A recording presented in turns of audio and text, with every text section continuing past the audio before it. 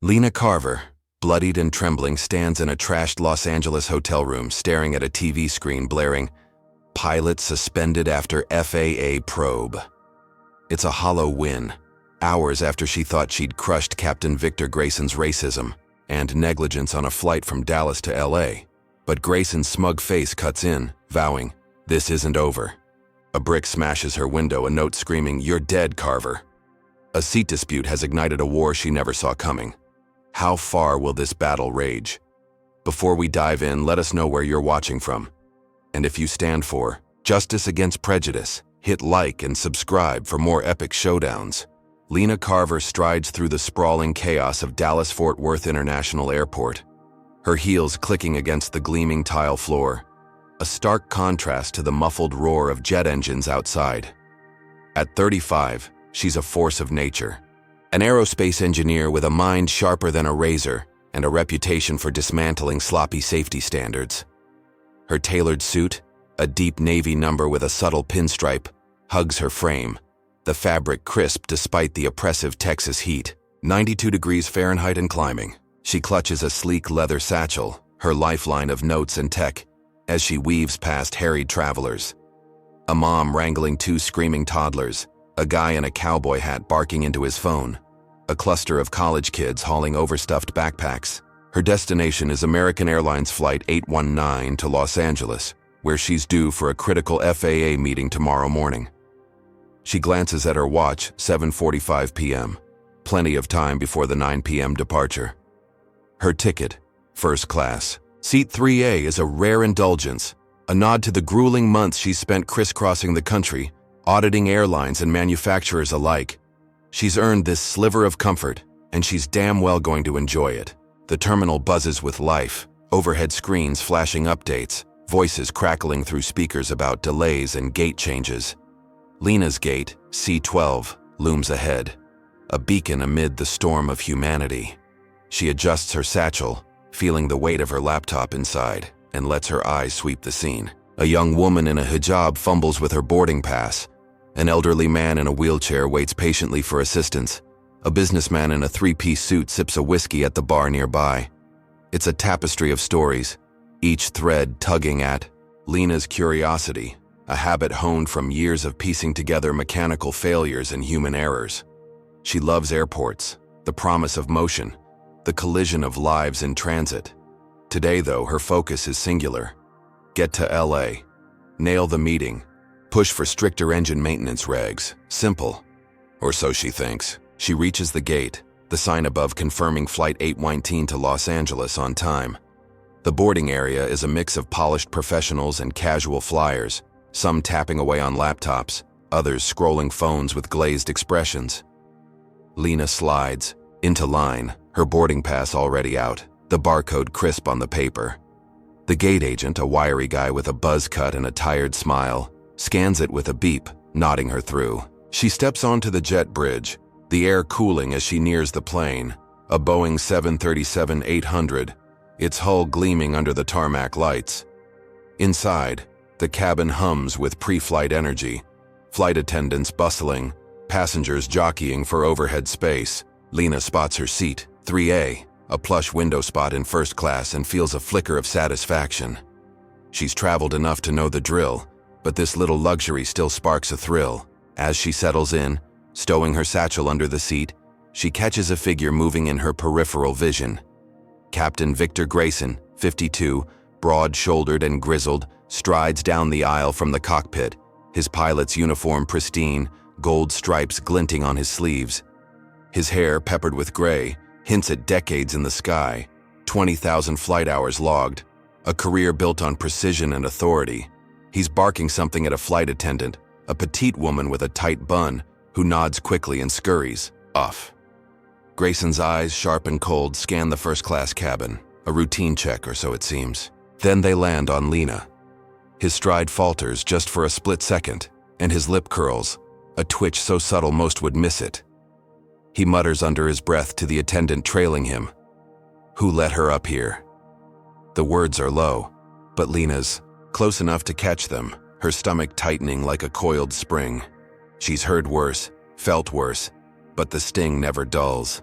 She keeps her cool, unzipping her satchel to pull out her laptop, her fingers steady despite the heat rising in her chest. Grayson doesn't let it go. He pivots, his boots thudding against the carpeted floor, and looms over her seat, his shadow, swallowing the light from the overhead bin. "Boarding pass," he snaps, his voice clipped, a demand wrapped in disdain. Lena looks up, meeting his gaze, her brown eyes unflinching. "I already showed it at the gate," she says, her tone even professional, a shield she's perfected over years of navigating rooms where she's the only black woman. He doesn't budge, his meaty hand outstretched, impatience radiating, off him like steam. "Now," he adds, the word a growl. She exhales, slow and deliberate, and reaches into her blazer pocket, retrieving the slip of paper. She hands it over, her movements precise, controlled. Grayson snatches it, his fingers brushing hers with a roughness that's deliberate. He studies it, eyes narrowing as if hunting for a flaw, a forgery, anything to prove his gut right. The barcode's there, the seat number clear as day, 3A, paid in full. He grunts, a sound thick with contempt, and tosses it back, the paper fluttering onto her lap. "People like you always try to sneak in," he says, his voice dropping low, meant for her ears alone, though the venom carries. Lena's jaw tightens, but she doesn't flinch. She's faced this before, the assumption she doesn't belong, the unspoken rules of spaces like this. Around them, passengers shift uncomfortably. A white guy in 4B, suit rumpled from a long day, smirks into his drink, amused by the showdown. A woman in 2C, pearls gleaming at her throat, glances over with a mix of curiosity and pity. Lena feels their eyes, a spotlight she's learned to ignore. She straightens the boarding pass, smoothing it against her thigh, and looks up at Grayson. "I paid for this seat, Captain," she says, her voice steady, a quiet blade slicing through his bluster. "Same as everyone else here." It's a statement, not a plea, and it lands like a punch. Grayson's face hardens, his cheeks flushing a faint red beneath the gray stubble. He doesn't respond, not with words. His eyes bore into her, a promise of something darker, a reckoning she can't yet name. He turns, his shoulders rigid, and stalks back to the cockpit, the door slamming shut behind him with a thud that echoes through the cabin. The flight attendant, Tara, hovers nearby, her lips parting as if to apologize, but she thinks better of it and moves on, leaving Lena alone with the weight of that glare. The cabin settles, the hum of pre-flight chatter resuming, but the air feels thicker now, charged with an unspoken tension. Lena opens her laptop, the screen glowing to life, and pulls up her notes for the FAA meeting. She tries to focus, her fingers hovering over the keys, but her mind replays Grayson's words, his tone, the way he'd sized her up and found her wanting. She's no stranger to this, the micro-cuts of racism that bleed you slow. She's built a career in a field where she's often the only one who looks like her, a black woman with a master's from MIT, a resume stacked with patents and safety overhauls. She's grounded planes before, metaphorically, with her audits, but this feels different, personal. She glances out the window, the tarmac stretching into the dusk, ground crew scurrying like ants under the floodlights. The plane's engines whine as they spool up, a low rumble vibrating through her seat. She tells herself to let it go, to chalk it up to another petty bigot she'll outlast. She's got bigger fights ahead, like the FAA push for new engine standards, a battle she's been prepping for months. This flight's just a blip, a 3-hour hop to LA, nothing more. But deep down, a flicker of unease stirs. Grayson's not done with her. She can feel it, a storm brewing behind that cockpit door. She shakes it off, or tries to, and dives into her work, the glow of her screen a shield against the memory of his sneer. The plane jerks as it begins to taxi, the captain's voice crackling over the intercom, clipped and formal. "Flight attendants, prepare for departure." No warmth, no welcome, just the bare minimum. Lena's fingers pause on her keyboard, her ears pricking at the edge in his tone. She knows pilots, knows their rhythms, their tells. Grayson's rattled, and she's the reason. She leans back, buckling her seatbelt with a soft click, and stares at the seat back in front of her, the fabric worn from countless hands. She's not here to make enemies. But she won't shrink either. Not for him. Not for anyone. The plane picks up speed, the runway blurring past her window, and she braces herself, not just for takeoff, but for whatever Grayson's got brewing. She's ready. Or so she thinks. The Boeing 737-800 lurches into the sky above Dallas-Fort Worth International Airport, its engines roaring as it climbs through the thick, humid night air, the temperature still hovering at a sticky 88 degrees Fahrenheit even after sunset. Inside the first-class cabin, Lena Carver sits in seat 3A, her laptop open, her fingers poised over the keys, but her mind's elsewhere, replaying Captain Victor Grayson's venomous words from 30 minutes ago. People like you always try to sneak in. The plane levels off at 35,000 feet, the city lights shrinking to pinpricks below, and she tries to shake it off, diving into her FAA notes.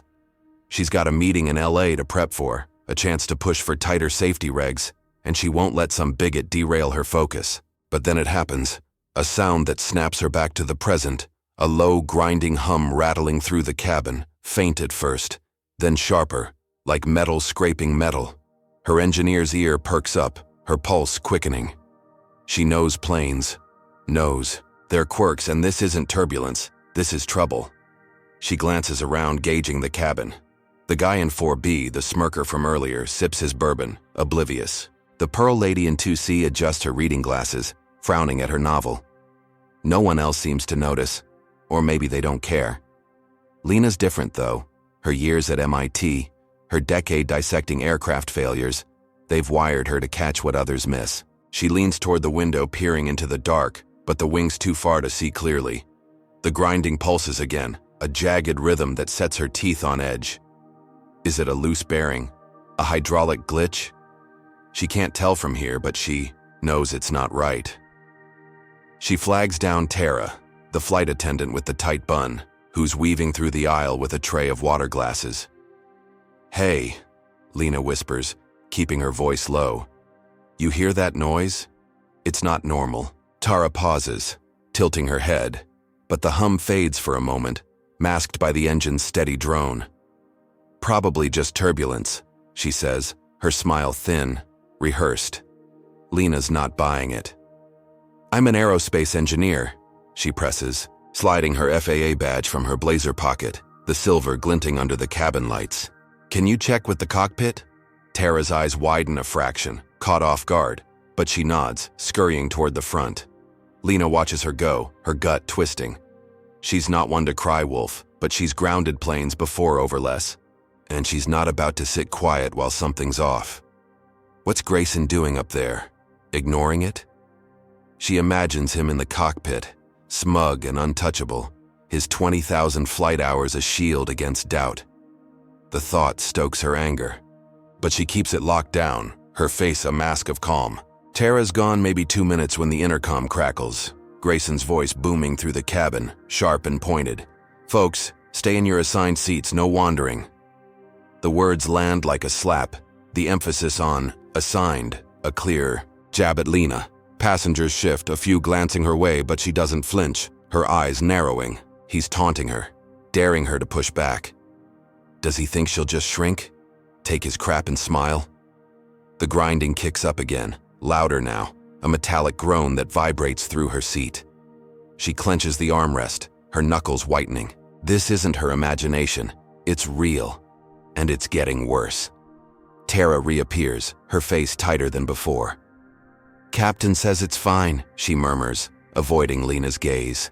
"Just some wind." Lena's jaw drops, incredulous.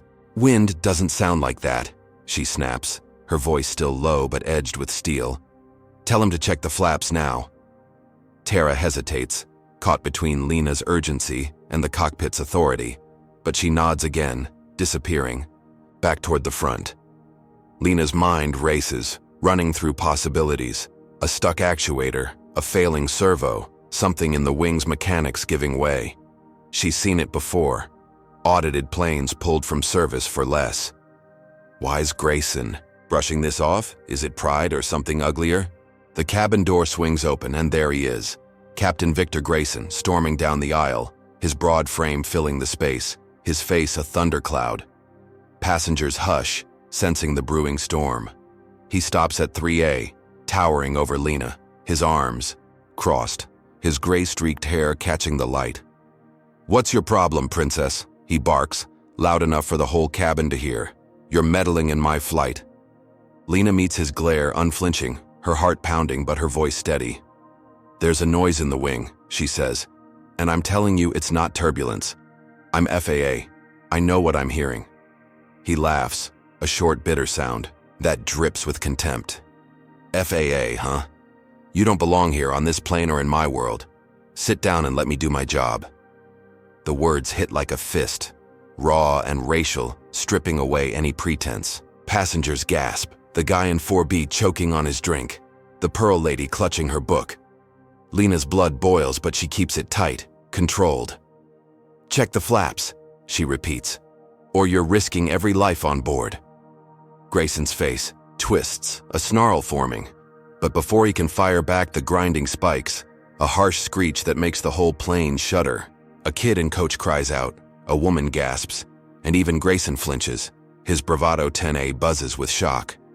He spins back to the cockpit, his boots slamming the floor, leaving Lena sitting there, her warning ringing in the silence. She doesn't move, doesn't gloat, just watches him go, her mind racing. What's he hiding up there? Is he too stubborn to listen? Or does he want this to blow up in her face? In the cockpit, unseen by the cabin, co-pilot Mike stares at a flickering warning light, a flap malfunction alert blinking red. He swallows hard, his hands hovering over the controls. "Sir," he starts, his voice shaky. "She might be—" Grayson cuts him off, whirling on him.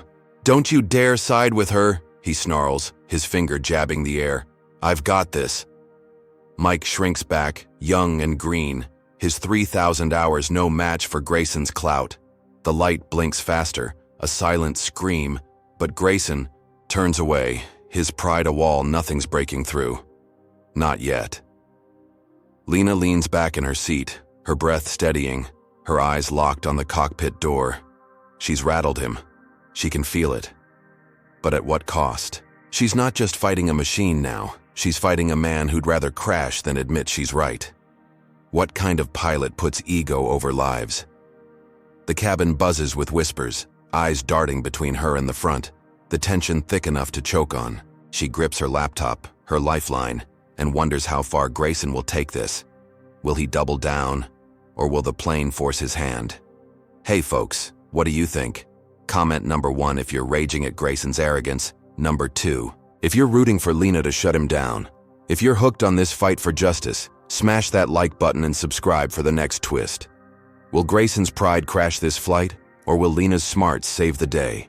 Stick around to find out. What's his next move gonna be? The Boeing 737-800 cruises at 35,000 feet, slicing through the night sky somewhere over New Mexico, the air outside a frigid -60 degrees Fahrenheit. Inside, the first-class cabin hums with a fragile calm, passengers sipping, drinks flipping through magazines, the earlier grinding noise fading into memory for most. Lena Carver, in seat 3A, keeps her eyes on her laptop, her fingers tapping out notes for her FAA meeting, but her ears stay sharp, tuned to the plane's every creak. She's still simmering from Captain Victor Grayson's racist outburst 30 minutes ago, his "you don't belong here" echoing in her skull. She's trying to focus, to let it go, when the grinding returns, louder, angrier, a metallic wail that shakes the floor beneath her feet. The plane lurches, a sharp dip that sends bourbon sloshing in 4B's glass, and a yelp from the Pearl Lady in 2C. Oxygen masks drop from the ceiling with a soft thud, dangling like yellow ghosts, and the cabin erupts in screams. Lena's heart slams against her ribs, but she's moving before she thinks, unbuckling her seatbelt with a flick. Across the aisle, an elderly woman in 1C, her hair a snowy puff, fumbles with her mask, her hands trembling, her breath shallow. Lena's at her side in 2 steps, kneeling in the tight space, her voice steady despite the chaos. "Here, let me," she says, guiding the mask over the woman's face, securing the straps. "Breathe slow, you're okay." The woman nods, her eyes wide with gratitude, clutching Lena's arm like a lifeline. The plane shudders again. A violent jolt that throws Lena against the seat back, her shoulder banging hard. She grits her teeth, scanning the cabin. Passengers are panicking, some clawing at their masks, others frozen, staring at the ceiling as if it'll split open. She spots it then, out her window, a loose panel on the wing flapping wildly, its edges glinting in the moonlight. Her engineers. Brain kicks into overdrive, structural failure, maybe a blown rivet, and it's getting worse. The intercom crackles, Grayson's voice cutting through the din, harsh and commanding. "Back to your seat, 3A. Everyone stay put." It's aimed at her, a bullseye of blame, and it stokes her fury. She's not the problem here. He is. She waves down Tara, the flight attendant, who's staggering up the aisle, her bun unraveling, her face pale. "That panel," Lena says, pointing out the window, her voice urgent but controlled. "It's coming apart. Tell the cockpit now." Tara's eyes dart to the wing, then back to Lena, fear flashing across her features. She nods, stumbling toward the front, her tray of water glasses long abandoned. Lena steadies herself against the seat, her mind racing. How long's that panel been loose? Why didn't Grayson catch it? The plane dips again, a stomach-churning drop, and a kid in Coach wails, the sound piercing through the chaos. She's not waiting for him to ignore this. Tara's barely gone 10 seconds when the cockpit door bangs open, Grayson charging out, like a bull, his face a mask of rage, his uniform jacket unbuttoned, sweat beading on his brow. He barrels straight for Lena, stopping inches from her, his breath hot and sour. "You're causing a damn riot," he roars, his voice booming over the screams. "Sit down before I have you restrained." The cabin falls into a stunned hush, passengers gaping, the guy in 4B leaning forward, eyes gleaming with morbid curiosity. Lena stands her ground, her 5'7" frame dwarfed by his bulk, but her spine steel. "Check the wing," she fires back, her tone ice cold, cutting through his bluster. "It's failing, and you're too busy yelling to notice." His eyes widen, a flicker of doubt, but it's swallowed by fury. "Know your place," he snarls, his hand shooting out, shoving her hard against her seat. She stumbles, catching herself on the armrest, pain flaring in her chest where his palm hit. The shove ignites a spark in the cabin, a woman in 2A gasping, "Hey!" while the Pearl Lady mutters something under her breath. Lena's blood pounds in her ears, but she doesn't swing back, doesn't give him the satisfaction. She straightens, locking eyes with him, her voice low and lethal. "You're risking every life here. Look outside." Grayson's jaw clenches, his fists balling, but before he can retort, co-pilot Mike's voice crackles through the open cockpit door, tinny and urgent over the radio static. "Captain, flap malfunction confirmed. We're losing control." The words hang in the air, a guillotine dropping. Grayson's head snaps toward the front, his bravado cracking, and for a split second, Lena sees panic in his eyes. He spins, shoving past Tara, who's frozen mid-aisle, and storms back to the cockpit, barking, "Handle it, Mike!" Lena exhales, her knees trembling but her resolve ironclad.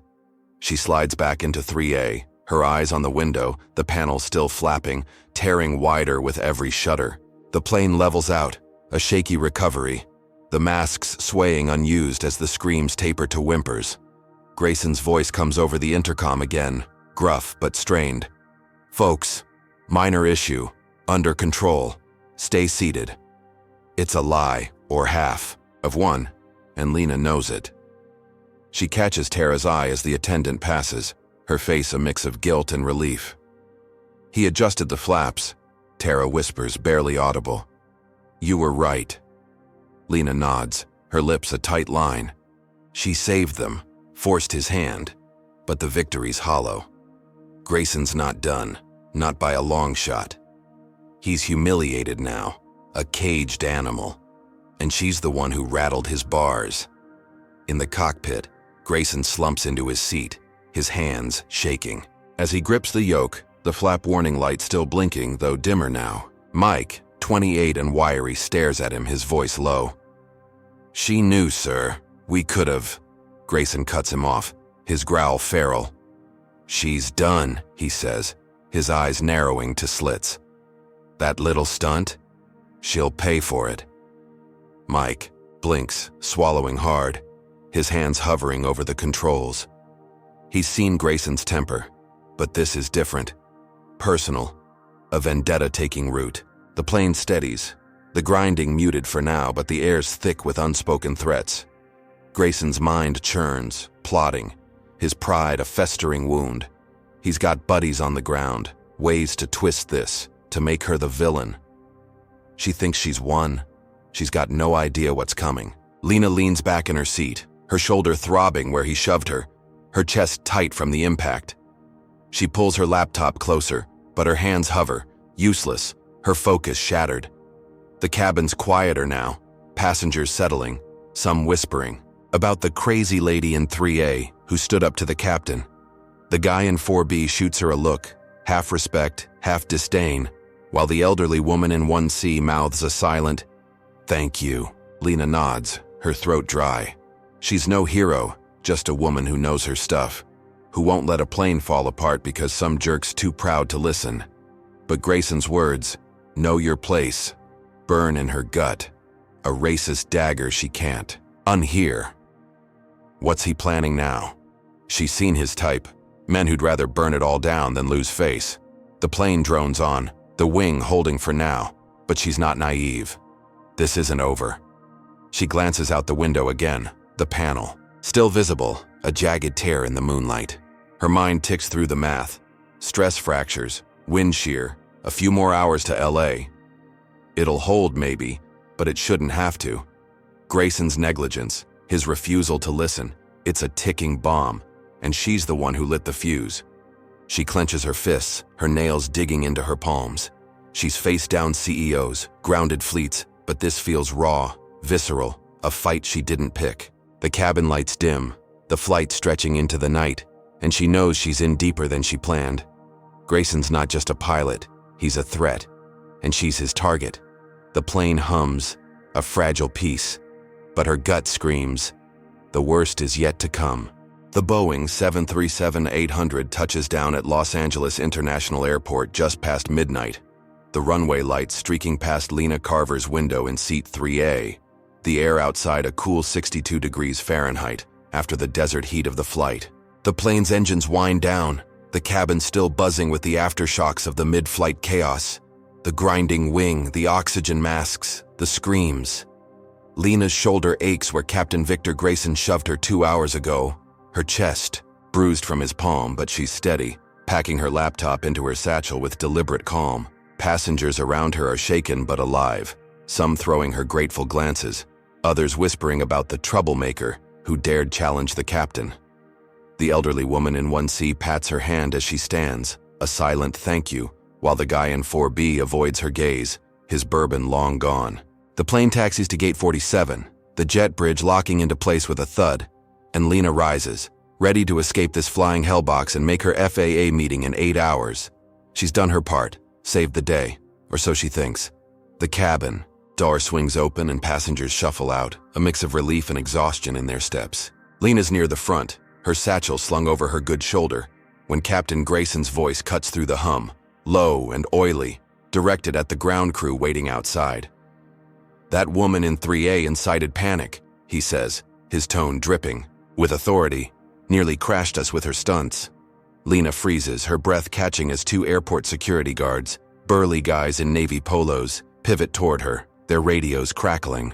"Ma'am," one says, his voice flat, "step aside, we need to talk." The other passengers part like water, some gawking, others hurrying past, the pearl lady in 2C clutching her purse tighter. Lena's gut twists, but she complies, moving to the jet bridge's edge, her mind racing. What's he pulling now? She's the one who spotted the wing flaw, forced his hand, and he's spinning it against her. The guards flank her, their faces stone, and the taller one, badge reading Martinez, speaks. "You're accused of disrupting flight operations, causing a disturbance mid-air." Lena's jaw drops, her voice rising despite her effort to stay cool. "Disrupting? I reported a structural failure saved this plane." Martinez shrugs, unmoved, while his partner, a stocky guy with a buzz cut, scans her with cold eyes. "Captains, Word says otherwise, he mutters, and we've got orders. Before she can argue, a third figure steps in, a wiry man in a suit, his American Airlines badge gleaming. Holt, operations supervisor. He's got Grayson's build, same graying hair, same smug tilt to his mouth. She tampered with equipment. Too, Holt adds, his voice smooth, rehearsed. Check her bag. Lena's blood runs cold. Tampered? She's an engineer, not a saboteur. Martinez snatches her satchel, unzipping it with a rough tug, and digs through her laptop, notebooks, pens. Then he pauses, his hand emerging with a wrench, 8 inches long, its steel glinting under the jet bridge lights. This yours? He asks, holding it up like a trophy. Lena's stomach plummets, her breath hitching. No, she says, her voice firm but shaking inside. That's not mine, I don't carry tools. Holt smirks, folding his arms. Funny how it's in your bag then. Looks like you were messing with the plane. The lie's so blatant it's dizzying, and she spots Grayson lingering near the cockpit door, his eyes locked on her, a faint grin curling his lips. He planted it, or had Holt do it, she's sure of it. This isn't just revenge, it's a setup, and it's working. Passengers stream past, some craning their necks, others whispering. She's the one who yelled at the captain. A woman, in a red coat, murmurs. Thought she was a hero. The guy from 4B grunts, shaking his head. Lena's chest tightens, her hands clenching at her sides. She's being framed, her heroism twisted into a crime, and Grayson's playing it like a maestro. Martinez nods to his partner. Cuff her, we're taking her in. The cold metal snaps around her wrists, biting into her skin, and she bites, back a protest, knowing it'll only make her look guilty. I'm FAA, she says instead, her voice steady, pulling her badge from her blazer with her bound hands. This is a mistake. Holt snorts, waving it off. Tell it to the cops, sweetheart. They haul her through the terminal, her heels dragging against the polished floor, travelers staring as she's marched past coffee shops and newsstands. She's missing her FAA meeting now, her phone buzzing uselessly in her pocket, her satchel confiscated as evidence. The guards shove her into a cramped security office near baggage claim, a gray box with a flickering fluorescent light and a metal table bolted to the floor. Martinez uncuffs her, tossing her into a chair, while Holt leans against the wall, his smirk unwavering. You're in deep, he says, cracking his knuckles. Captain Grayson's got 20,000 hours, spotless record. You, some loudmouth who thinks she's special. Lena's jaw tightens, her mind spinning. Spotless. She's audited enough pilots to know that's a lie, but she's got no proof here, no leverage.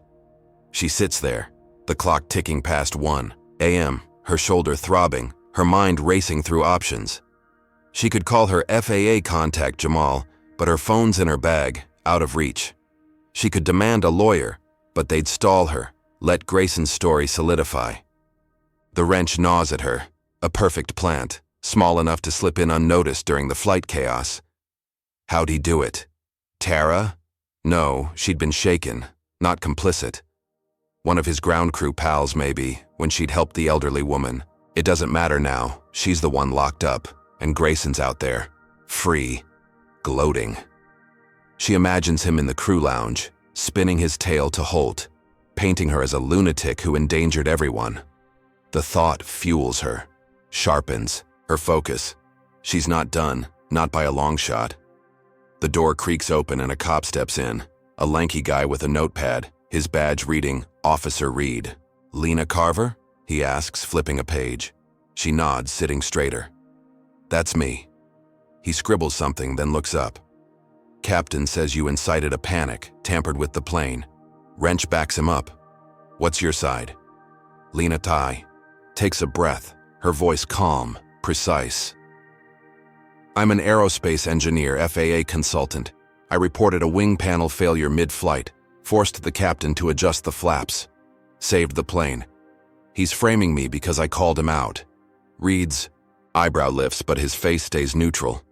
Big claim, he says, jotting more notes. Got proof? She gestures to her confiscated bag. My badge, my laptop, flight logs if you pull them. Check the wing, it's damaged. Reed nods, slow, then steps out, leaving her with Holt, who's still smirking like he's won the lottery. "Good luck with that," he says, tapping the wrench on the table. "Captain's got friends, you've got nothing." Lena stares him down, her eyes burning. Friends, huh? She's got friends too, and a hell of a lot more fight. The clock hits 1:30 a.m., her meeting slipping further away, her career teetering on this lie. She's not just detained, she's a scapegoat, and Grayson's banking on her crumbling. But she's built tougher than that, forged in boardrooms and hangars where men like him tried to break her and failed. The door's still shut, Reed's gone, and she's alone with Holt's taunts, but her mind's already working, plotting her next move. Grayson thinks he's crushed her. He's about to learn how wrong he is. Outside, Grayson leans against a crew van, the tarmac air cool on his face, his grin widening as Holt texts him. "She's locked up, wrench worked." He chuckles, a low, guttural sound, his 20,000 hours a shield he sure won't crack. He's got Holt, the airline, the system in his pocket. Lena's a nobody, a thorn he's plucked, or so he believes. The plane sits at the gate, its wing panels still torn, a silent witness to his negligence, but he's not worried. He's got a story, a wrench, and a plan to bury her. The night stretches on, LA's lights glittering beyond the runway, and he lights a cigarette, savoring the win. It's not over, not yet, but he's ahead, and that's all that matters. Lena Carver sits in the cramped security office at Los Angeles International Airport, the clock on the wall ticking past 2 a.m. The air stale and heavy at 68 degrees Fahrenheit. Her wrists ache from the cuffs, now off, her shoulder throbbing from Captain Victor Grayson's mid-flight shove, and her satchel sits confiscated on a shelf, the planted wrench gleaming like a taunt. She's locked in this gray box, accused of disrupting Flight 819 and tampering with the plane. A frame-up orchestrated by Grayson and his crony, Holt, the operations supervisor. The fluorescent light buzzes overhead, casting harsh shadows on the metal table where she rests her elbows, her mind a whirlwind of fury and strategy. She's missed her FAA meeting, her career's on the line, and Grayson's out there, free, spinning his lies. But Lena's not breaking. Not yet. She's faced worse, stared down execs who thought she'd fold, and she's still standing. She just needs a crack, a way out. The door's locked. Holt's gone to gloat with Grayson, and Officer Reed, the lanky cop, hasn't returned since taking her statement 30 minutes ago. She's got one call, standard procedure, and she knows who to dial. Jamal Pierce, her FAA mentor, a 42-year-old ex-pilot with a nose for digging up dirt. Her phone's in her bag, out of reach, but she's not helpless. She scans the room, spotting a landline on the wall, its cord dangling just within arm's length. She stands, wincing as her bruised chest protests, and stretches, snagging the receiver. No dial tone, damn it, but she punches Jamal's number anyway. Muscle memory from years of late-night crisis calls. It rings, faint and staticky, and he picks up on the third, his voice groggy but sharp. "Lena, where you at?" She keeps it, tight, her words clipped. "LAX, detained. Grayson framed me, planted a wrench. Dig into his record, fast." Jamal's silent a beat, then, "On it. Hang tight." The line cuts, and she drops back into the chair, her pulse steadying. He'll find something he always does. She's alone maybe 10 minutes when a shadow moves outside the door's frosted glass, a soft shuffle of footsteps. The lock clicks, and Tara, the flight attendant from the plane, slips in, her bun loose, her eyes darting like a cornered deer. She's clutching a burner phone, a cheap flip model, and thrusts it at Lena, her hands trembling. "Take it," she whispers, her voice barely audible. "I heard Grayson and Holt, they threatened me, said I'd lose my job if I didn't back their story." Lena grabs the phone, her fingers closing around the plastic, her mind racing. "You're sure?" she asks, searching Tara's face. The woman nods, tears welling. "He shoved you, ignored the wing. I saw it all.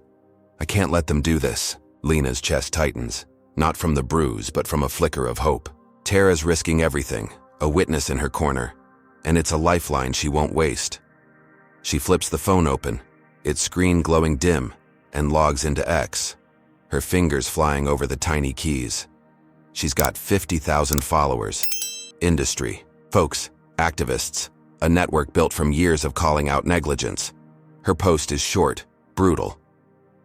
Detained at LAX, framed by Captain Victor Grayson, American Airlines Flight 819. Planted wrench, ignored wing failure, I reported. FAA engineer, black woman targeted, proof coming.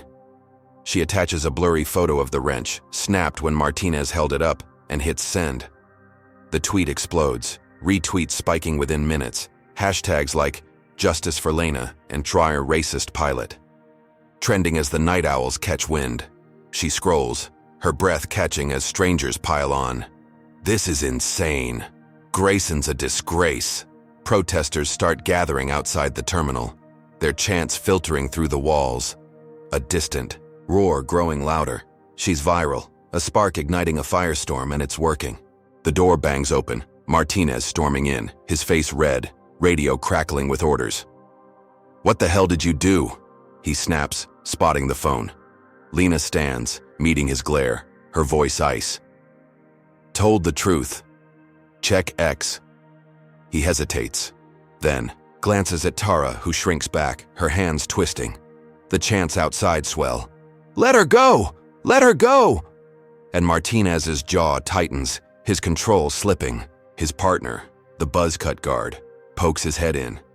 "Crowd's at 100, boss. Cops are swamped."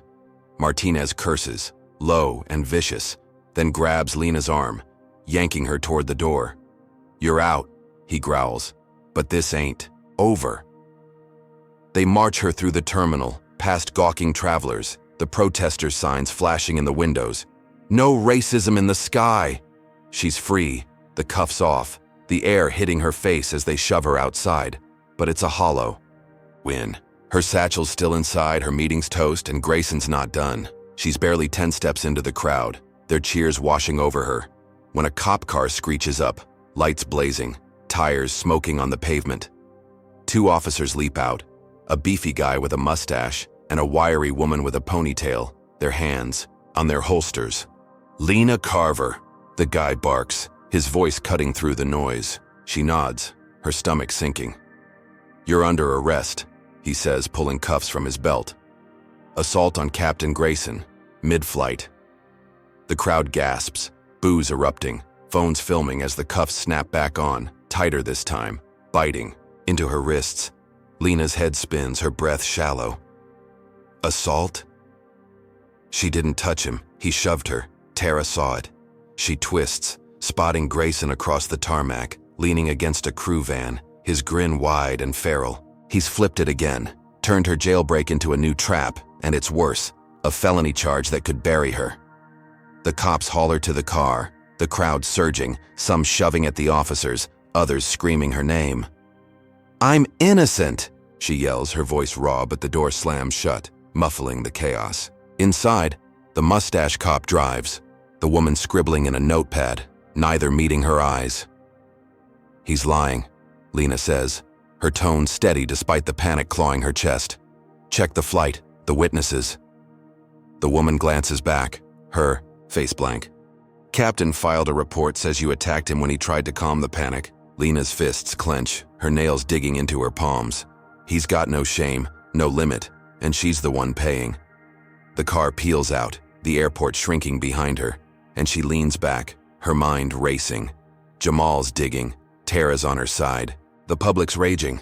She's got a shot, but it's slim, and Grayson's swinging harder than ever. Across the tarmac, Grayson lights another cigarette, the ember glowing as he watches the cop car vanish. Holt claps his shoulder, chuckling. "Assault charge? Genius, Vic." Grayson exhales, smoke curling into the night. "She's done," he says, his voice a low rumble. "No one will believe her now." He's wrong, though. The X-storm's growing, Jamal's pulling files, and Lena's not breaking. She's in a cell again, a real one this time, the clang of bars echoing as the cops lock her in downtown LA, but her fight's just starting. She sits on the cot, her bruised shoulder screaming, and stares at the wall, her resolve hardening. Grayson's got the upper hand, but she's got the truth, and it's a weapon he can't outrun. Not yet. Hey folks, what's your take on this twist? Comment number 1 if you're furious Grayson's framing Lena again. Number 2, if you think Tara's courage is the real MVP here. Should Lena have stayed quiet, or is she right to fight back? Drop your thoughts below, hit that like button if you're rooting for her comeback, and subscribe to catch every second of this showdown. Grayson's piling on the lies, but can Lena turn the tide from behind bars? What's her next play gonna be? Lena Carver sits in a stark Los Angeles courtroom, the air chilled to a crisp 65 degrees Fahrenheit, the clock above the judge's bench ticking toward 10 a.m. It's been 8 hours since her arrest outside LAX, her wrists raw from cuffs, her navy suit wrinkled from a night in a downtown cell. She's arraigned on Captain Victor Grayson's assault charge, a felony born from his mid-flight shove twisted into her attack on him. The courtroom's half full, a mix of reporters, gawkers, and a few protesters from last night's airport. Chaos, their signs confiscated at the door. Her lawyer, Elise Tran, a scrappy ex-cop turned defender, stands beside her, her short black hair glinting under the fluorescent lights. Lena's exhausted, her shoulder throbbing, but her eyes burn with focus. She's free on bail, thanks to Jamal's quick cash, and she's got Tara's testimony simmering, but Grayson's lies loom large. This is her shot to fight back, and she's taking it.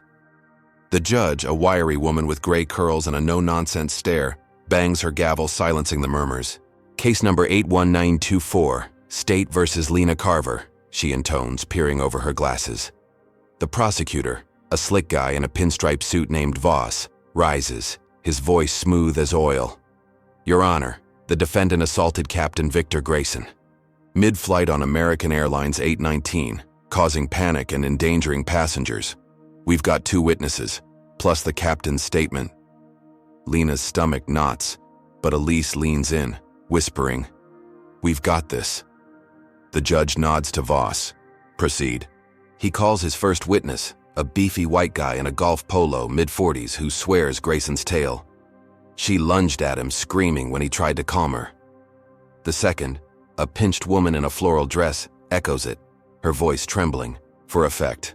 I thought we'd crash because of her. Lena's fists clench under the table, her nails biting her palms. They're lying, bought and paid for, and she spots the connection before Voss finishes. Both wear pins from Grayson's golf club, a ritzy spot in Dallas she's seen in FAA files tied to airline brass. Elise catches it too, her eyes narrowing. She stands, her 5'2" frame radiating grit. Your Honor, permission to cross-examine? The judge nods, and Elise pounces. Mr. Daniels, she says to the guy, you're a member of Pinewood Golf Club, correct? He blinks, caught. Yeah. And you, Mrs. Hale? The woman nods, flustered. Same club where Captain Grayson's a fixture, right? Voss objects. Relevance? But Elise barrels on. They're his cronies, Your Honor, coached to lie.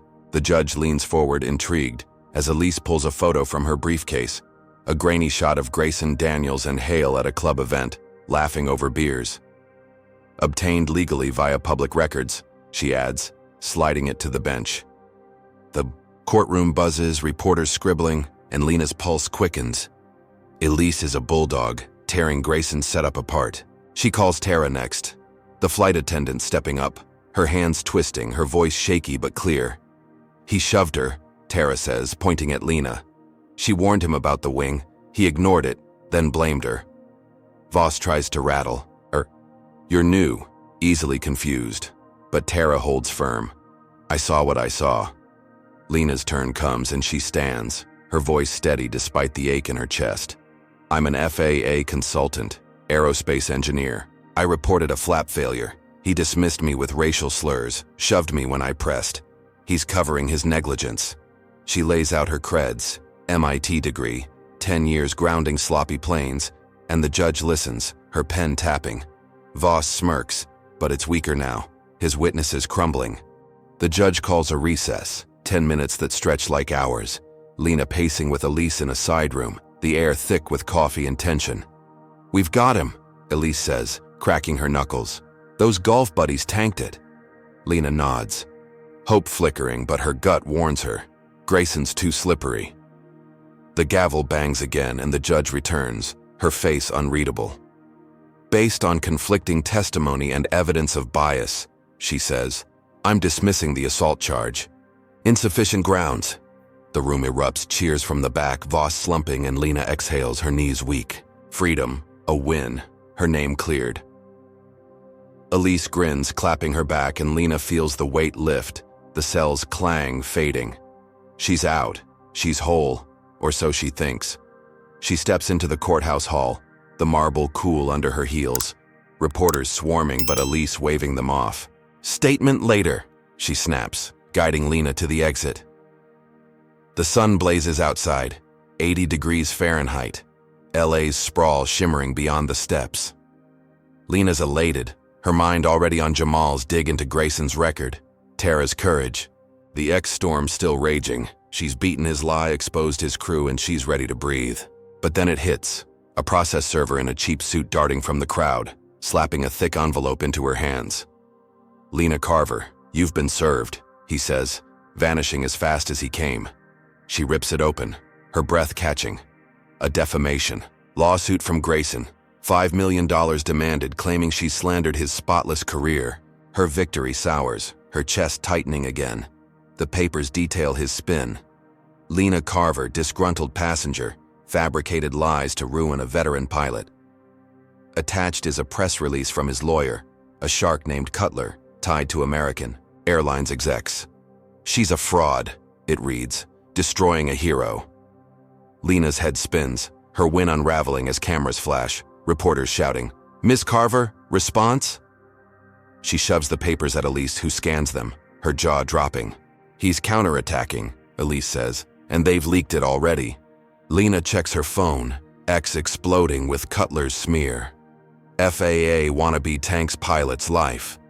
Her suspension's hinted at, her credibility torched overnight. She's free from jail, but Grayson's hit her harder, a financial and public. Gut punch she didn't see coming. She stands there, the sun beating down, her suit sticking to her skin, the crowd's noise a dull roar. Elise grabs her arm, pulling her toward a cab. We'll fight it, she says, her voice fierce. He's desperate. Lena nods, numb, the papers crumpling in her fist. $5 million? She's got savings, but not that. And her FAA gigs, shaky now. Grayson's not just after money, he's after her soul, her name, everything she's built. She slides into the cab, the leather hot against her thighs, and stares out the window as LA blurs past. She beat the assault rap, thought she'd won, but he's flipped it, a masterstroke of revenge.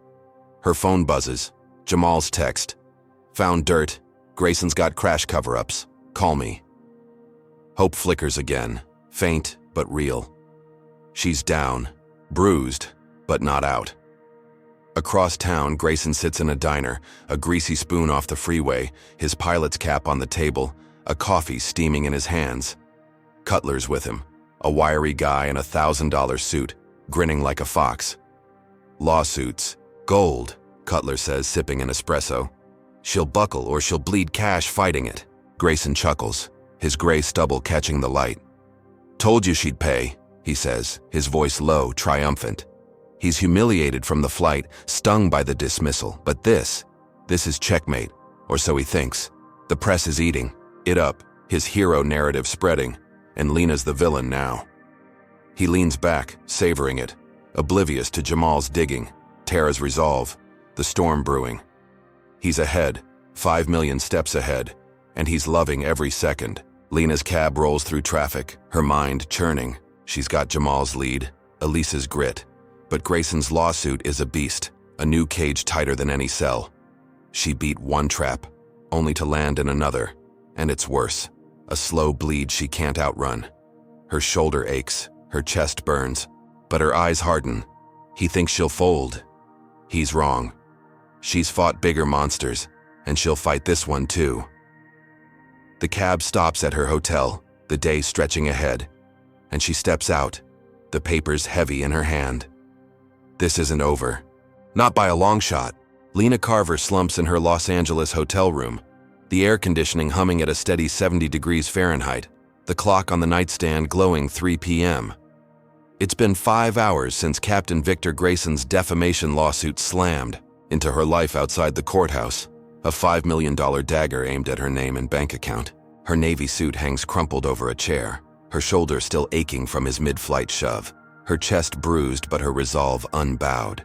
She's on her laptop, the screen a battlefield of tabloid headlines. FAA fraud or flight felon, screams one. Hero pilot sues crazy passenger, blares another. Grayson's allies have unleashed a torrent on X. Doctored clips from Flight 8119 showing her lunging at him, her face twisted in grainy rage. The posts explode, thousands of likes, comments like, "She's a liar," and "Poor captain," flooding her feed. Her phone buzzes nonstop, Jamal's texts buried under hate mail, her FAA suspension confirmed in a curt email. Pending review. She's bleeding cash on legal fees, her savings dwindling, and now this, her reputation torched overnight. She rubs her temples, the hotel's beige walls closing in, the distant roar of LA traffic filtering through the window. She's a ghost. Online, her 50,000 followers split, some defending her, others turning with the tide. Grayson's lawyer, Cutler, a slick airline crony, has fed the press a feast. Lena Carver's a fraud, a wannabe who trashed a veteran pilot's life. The wrench, the assault lie, the wing failure she flagged, all twisted into her scheme. She's not just fighting a lawsuit now, she's fighting a mob, and it's winning. Her suspension cuts deep, her FAA gig her lifeline, and without it, she's adrift. She slams the laptop shut, her hands shaking, and paces the room, her heels sinking into the carpet. She's got Elise, her lawyer, prepping a countersuit, but it's slow, and this storm's fast. A hurricane she can't outrun. She needs a move, something big, and she needs it now. Her phone pings, a text from Claire, a reporter she met at an aerospace conference last year, a tenacious 30-something with a knack for breaking scandals. Heard about Grayson's suit, it reads. Got dirt? Lena's pulse quickens, her fingers flying. Yeah, safety violations, cover-ups. Call me. 2 minutes later, Claire's on the line, her voice crisp. Spill it, Lena. I'll run it. Lena exhales, laying it out. Grayson's mid-flight negligence, the wing panel she spotted, his racist slurs, the shove, the wrench plant. Jamal's digging his record, she adds. Crash cover-ups, ignored complaints. Claire whistles, low and sharp. This is gold. Give me 12 hours. Lena hangs up, a flicker of hope igniting. She's not just defending now, she's attacking, and it feels good. The story breaks at midnight, Claire's byline blazing. Across a major outlet, pilot sued FAA consultant, but his safety record's a wreck. It's brutal, detailed, citing Jamal's fines. A near miss in Ohio 3 years ago, a hydraulic failure Grayson blamed on weather, a dozen passenger complaints of racism swept under the rug. X flips, the tide shifting. Troy Grayson exposed, trending as the article racks up views. Lena's hotel TV blares the news, a pundit reading the headline, and she smiles, thin but real. The FAA calls an hour later, a gruff voice. We're probing his license thanks to you. She's turned it, or thinks she has, the smear fading. Grayson's career teetering. She sinks onto the bed, the mattress creaking, her eyes heavy. It's a win, a big one, and she lets herself believe it's enough. She's wrong. At 2 a.m., the hotel room door rattles, a faint creak snapping her awake. She bolts upright, her heart pounding, the room dark save for the TV's glow. Footsteps shuffle outside, heavy, deliberate, then a crash, the door splintering as two figures burst. In, she leaps up, her bare feet hitting the carpet, but they're fast, gloved hands smashing her laptop, flipping the dresser, glass shattering as the lamp hits the floor. Go back to where you came from, one snarls, his voice muffled by a ski mask, scrawling the words in red marker across the wall. The other grabs her satchel, ripping it open, papers flying. She lunges, grabbing a chair, swinging it wild, but they dodge, bolting out as fast as they came. She stumbles to the door, her breath ragged, and catches a glimpse. A man in a pilot's jacket vanishing down the hall. She collapses against the wall, her knees buckling, the room a wreck, her papers strewn like confetti. The marker drips, the words glaring, a racist gut punch that steals her air. Grayson's behind this, she knows it. His fingerprints invisible but screaming. A neighbor, A wiry guy in pajamas pokes his head out, eyes wide. "Saw a pilot-looking dude run off," he says, dialing 911. Cops arrive at 2:30, two tired officers taking her statement, dusting for prints. But she sees their shrugs. "No cameras here," one mutters. "Could be random." It's not, and they know it, but they won't push. She's alone again by 3 a.m. The room trashed, her victory gutted. Grayson's not just suing, he's terrorizing, and he's winning. She sits on the bed, her hands trembling, the neighbor's words echoing. Pilot's jacket. It's him, or his goons, a message she can't ignore. Her phone's intact, buzzing with Claire's text. Story's huge, FAA's all over Grayson. It's not enough, not now. She's exposed him, dented his career, but he's escalated, turned her hotel into a war zone. She pulls her knees, up, her mind racing. She's got no proof, just a hunch, and the cops won't care. Her savings are bleeding, her FAA gig's shaky, and now her safety's gone, shredded like the room.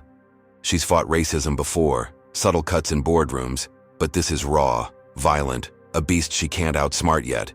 She needs more, a shield, a weapon, something to hit back harder. Across LA, Grayson sits in a dive bar, a neon sign flickering. Outside, the air thick with smoke and 72 degrees Fahrenheit. He's with Holt, the operations supervisor, both nursing beers, the TV muted on Claire's story. "She's tough," Holt says, swirling his bottle. "That article's bad." Grayson's grin is cold, his gray stubble glinting. "Tough don't matter," he says, his voice a growl. "She's scared now, she'll break." He sent his message, the break-in a warning, his buddies from the ground crew eager to please. The lawsuit's rolling, the press still half on his side, and Lena's on the ropes. He's humiliated from the flight, stung by the courtroom loss, but this feels good. Control slipping back into his hands. He's wrong, though, underestimating her fire. Jamal's dirt. Claire's reach. The bar's clock ticks toward 4 a.m., and he downs his beer, savoring the chaos he's unleashed.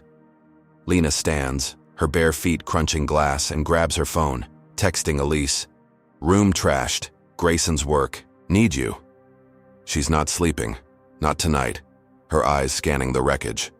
The article's a win, his license is probed, but this attack's personal, a line crossed she can't unsee.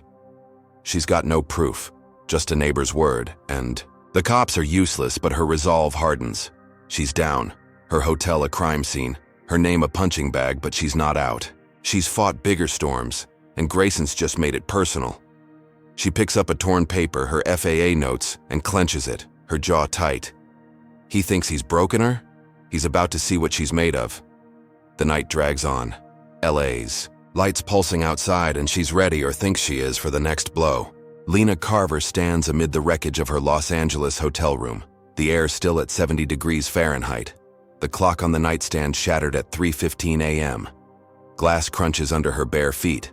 The red marker scrawl, "Go back." To where you came from, dripping down the wall, a racist scar left by Captain Victor Grayson's goons an hour ago. Her Navy suit's in tatters, her shoulder screams from his mid-flight shove days back, and her savings are hemorrhaging from his $5 million defamation suit. Claire's article hit hard last night, exposing Grayson's safety violations, grounding his license for an FAA probe, but this break-in's his answer. A violent shove back into her face. She's got no proof it's him, just a neighbor's glimpse of a pilot's jacket, and the cops shrugged it off, leaving her alone, in this trashed shell. Her phone buzzes, Elise's reply, "On my way." Lena's not waiting, though. She's not safe here, not with Grayson's rage unleashed. She grabs her intact phone, a spare hoodie from her bag's remains, and bolts. She's out the door. By 3:30 a.m., LA's streets quiet, save for the hum of distant traffic, the air cooling to 65 degrees Fahrenheit. Her friend Mia, a mechanic from her MIT days, lives in a cabin 200 miles east in Nevada, a dusty hideout off the grid. Lena calls her, voice low. "Need a spot now. Trouble's bad." Mia's groggy but firm. "Come. I've got you." Lena flags a cab 3 blocks from the hotel, her hoodie up, her eyes scanning for tails. The driver, A grizzled guy with a beard barely glances at her, grunting. Where to? She gives a vague east, paying cash, no trace. The cab rolls, LA's lights fading, and she exhales, her mind churning. Grayson's grounded, Claire's story's viral. She's won a round, but this attack's a new beast, a threat she can't fight from a courtroom. She's running, a fugitive in her own life, and it stings. The cab drops her at a gas station near Barstow, 90 miles out.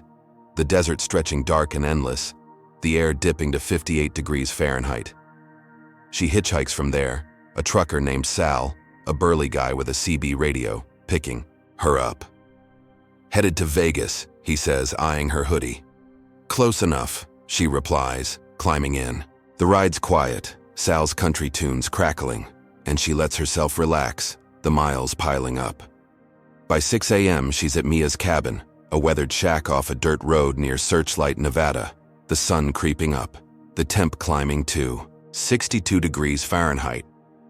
Mia's there, wiry and tough, her braids pulled back, her wrench-scarred hands offering coffee. You look like hell, she says, and Lena laughs, bitter but real. Feel it too. She crashes on Mia's couch, the article still trending on her phone, Grayson's license officially suspended. She's safe, she thinks, sipping the brew, her eyes heavy. Victory's close, a fragile thread she clings to. She's wrong. Grayson's not done, not by miles. He's hired Ray, a PI and ex-cop, a lean guy with a buzz cut and a rap sheet Grayson knows from his Dallas days. Ray's tractor, a burner phone ping from the cab's route, a favor from a cop pal pinning her east. By 11 p.m., 2 nights later, Mia's cabin glows in the Nevada dark, 70 degrees Fahrenheit inside. The desert silent. Lena's asleep, her phone charging, when Ray strikes. He douses the porch with gas, a match flaring, and the flames roar up, licking the wooden walls. Lena jolts awake, smoke stinging her lungs, the heat blasting her face. She scrambles, grabbing her phone, her hoodie, as Mia yells, "Out the back!" They crash through a window, glass slicing Lena's arm, her blood hot and slick. The cabin's an inferno, orange tongues devouring it, and Ray's gone, his truck peeling into the night. They stumble into the desert, 200 yards out, the fire lighting the sky, Mia cursing, Lena's arm bleeding through her sleeve. "He found me," she gasps, her voice raw, the realization sinking in. Grayson's not just suing, he's hunting, and this is attempted murder. Mia flags a passing car, a rattled couple calling 911, and Lena hitchhikes again, a pickup to Vegas, 30 miles north, her mind a storm. She's at a diner by 1 a.m., the air at 75 degrees Fahrenheit, her arm bandaged with napkins, her hoodie singed. She checks X. The fires hit local news. Cabin blaze, arson suspected. Then the twist. A Vegas paper's headline. Wanted. FAA consultant linked to arson. Her face stares back. A blurry hotel shot. Grayson's spin claiming she torched Mia's place to frame him. She's a fugitive now, hunted, her win flipped into a nightmare. She downs coffee, the diner's neon buzzing, her hands shaking but her resolve stealing. Grayson's escalated, turned her refuge into ashes, and the cops are buying his lie. She's got no ID, no cash beyond $20, her satchel lost in LA. Mia's safe with the couple, but Lena's alone, a target with no shield. She's beaten his license, dented his career, but he's made her the villain, a wanted woman on the run. Her phone's low, 1 bar, and she texts Elise. Arson, Grayson's frame, Vegas, need help. She's got Claire's article, Jamal's, dirt, but this is bigger. A manhunt she can't outrun without a plan. The diner's clock ticks to 2 a.m., Vegas glowing beyond the window, and she's cornered, her breath steadying. He thinks he's won. She's still breathing, still fighting. In LA, Grayson paces a motel room, the air at 72 degrees Fahrenheit. Holt sprawled on a chair, a beer in hand. Ray did it, Holt says, grinning. She's running scared. Grayson nods, his gray eyes glinting. Arson raps. Perfect, she's finished. He's humiliated, his license gone, but this feels better. Lena chased like a dog. The lawsuit's rolling, the press half believing she's unhinged, and Ray's fires the cherry on top. He's wrong, though. Her fire's not out. Jamal's digging deeper. Claire's sniffing the arson. He lights a cigarette, the smoke curling, and savors the chaos, blind to the storm she's brewing. The night drags, Vegas and LA worlds apart, and he's king again, or thinks he is. Lena sits in the diner, her coffee cold, her arm throbbing, the wanted headline glaring from her phone. She's a fugitive, her win ashes, but her eyes harden. She's fought worse, survived worse, and Grayson's pushed too far. She's got Mia's word, the couple's call, a thread to pull. The diner's quiet, the waitress eyeing her, and she stands, her shadow long. She's running but not broken, and he'll see that soon. Hey folks, what's your gut on this? Comment number 1 if you're raging at Grayson's arson twist. Number 2 if you're cheering Lena's grit to keep fighting. Is she crazy to run, or smart to dodge this trap? Hit like if you're hooked on her comeback. Subscribe for the next blow. Grayson's turned her into a wanted woman, but can she flip this hunt back on him? What's her next dodge gonna be? Lena Carver hunkers in a grimy Vegas motel room, the air stagnant at 78 degrees Fahrenheit, the neon glow of the strip seeping through cracked blinds at 3 a.m.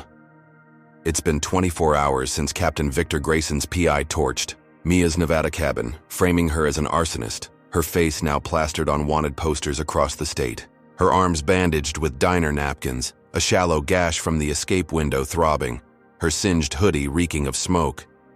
She's dyed her hair jet black with a $10 kit, her reflection in the chipped mirror, a stranger's, her savings, down to $15 after the motel fee. She's a fugitive, hunted, but alive, her burner phone, her lifeline. She's hacked Grayson's email via a library laptop earlier, her MIT-honed skills cracking his weak password, his dog's name. Predictable. The proof's there, a thread to Ray. Burn her out, pin it. She sent it to the FAA, Jamal confirming receipt at 2 a.m. Hearings expedited, license revoked. She's elated, lying on the lumpy bed thinking it's over. Grayson's, career ashes like Mia's cabin. She's wrong. The motel door explodes inward at 3:15 a.m., wood splintering, and Grayson storms in, a .38 revolver in his meaty hand, his pilot's uniform swapped for a black jacket, his gray stubble, glinting in the dim light. His eyes are wild, rage boiling over, his license gone, his world crumbling. "You bitch!" he snarls, leveling the gun at her chest, 10 feet away. Lena rolls off the bed, heart slamming, the mattress a flimsy shield as she hits the floor. "You're done!" she snaps, her voice steady despite the terror clawing her gut. He fires, the shot deafening, the bullet grazing her arm, a hot streak of pain ripping through her bandage. She scrambles, grabbing a chipped ceramic lamp from the nightstand, its cord yanking free as she hurls it. It smashes into his wrist, the gun clattering to the carpet, and he roars, lunging at her, his bulk a freight train. She ducks, adrenaline surging, and swings the lamp's base again, cracking it against his knee. He stumbles, cursing, and she dives for the gun, her fingers closing around the grip, slick with sweat. She spins, pointing it at him, her hands shaking but her aim true. "Back off," she growls, her voice a blade, the barrel steady on his chest. He freezes, his breath ragged, his face a mask of hate. "You think you've won?" he spits, blood trickling from his wrist. "They'll bury you." She doesn't flinch, her mind racing. He's here, armed, unhinged, a corrupt cop tipping him off from her library login, she's sure. Sirens wail outside, distant but closing. The motel's night clerk likely spooked by the shot. "You're the one buried," she says, nodding at the gun. "License gone, now this? You're cooked." He lunges again, a desperate grab, and she sidesteps, slamming the gun's butt into his temple. He drops, a heap on the stained carpet, groaning, out cold. She staggers back, her arm bleeding fresh, her chest heaving, the gun heavy in her hand. The sirens scream closer, red and blue flashing through the blinds, and she tosses the weapon aside, raising her hands as cops burst in, 2 beefy guys with drawn pistols. "He attacked me," she says, her voice raw, pointing at Grayson. "I've got proof, his emails." They cuff him, his head lolling, and one cop, a wiry woman with a buzz cut, eyes her warily. "You're wanted, Carver," she says, pulling cuffs for her too. Lena shakes her head. "Check the FAA, it's self-defense." They hesitate, radios crackling, and haul Grayson out, his limp form of victory she can't savor. She's uncuffed, the woman cop calling it in, confirming Grayson's revocation, the emails hitting their system. Lena sinks against the wall, her arm dripping, the room a war zone, lamp shards and bullet holes marking her stand. She's won, his career's dust, but the cops linger, her wanted status murky. By 4 a.m., they clear her, a grudging, "You're free." But she's not safe. Grayson's hauled to lockup, snarling as he wakes, and she's left in the wrecked room. Her phone buzzing, "Elise, he's down, stay low." She nods to herself, relief fleeting, when a text from Jamal hits. Airline bailed him. He's out in hours. Her stomach drops, the win unraveling. He's got execs, deep pockets, and she's still a target, bleeding in a Vegas dive. She wraps her arm tighter, the napkin soaked, and slips out, the desert air at 60 degrees Fahrenheit biting her skin. She's got no cash, no refuge. Grayson's out soon, and she's exposed. The FAA's got her back. His license is toast, but he's a cornered animal, and they've freed him. She hobbles to a bus stop, her hoodie up, the strip's lights mocking her from a mile away. She's beaten him again, disarmed him, but he's not done. His allies too strong. Her phones. At 10%, her mind spinning. She's got the emails, Claire's story, Jamal's dirt. But this is war now, and she's outgunned. She boards a bus, the driver barely glancing, and sinks into a seat, her arm pulsing, her eyes hard. He's coming, and she's ready, or thinks she is. In LA, Grayson's in a holding cell, his temple bruised, his wrist swelling, the air at 72 degrees Fahrenheit thick with sweat and disinfectant. Holt's on the phone, airline execs pulling strings, and by 5 a.m., he's bailed. A crisp $1,000 from a VP's pocket springing him. He limps out, his jacket torn, his grin gone, replaced by a snarl. "She's dead," he mutters, Holt nodding. "We'll get her." The execs are spooked. Claire's article a PR nightmare, the FAA probe a guillotine. But they've got his back, his 20,000 hours their shield. He's humiliated, his gun lost, his career rubble. But this isn't over. He's got cash, connections, and a rage that won't quit.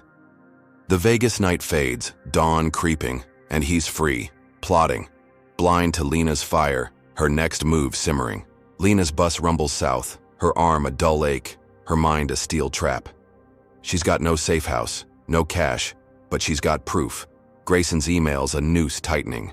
She's beaten him in Vegas, turned his attack into his fall.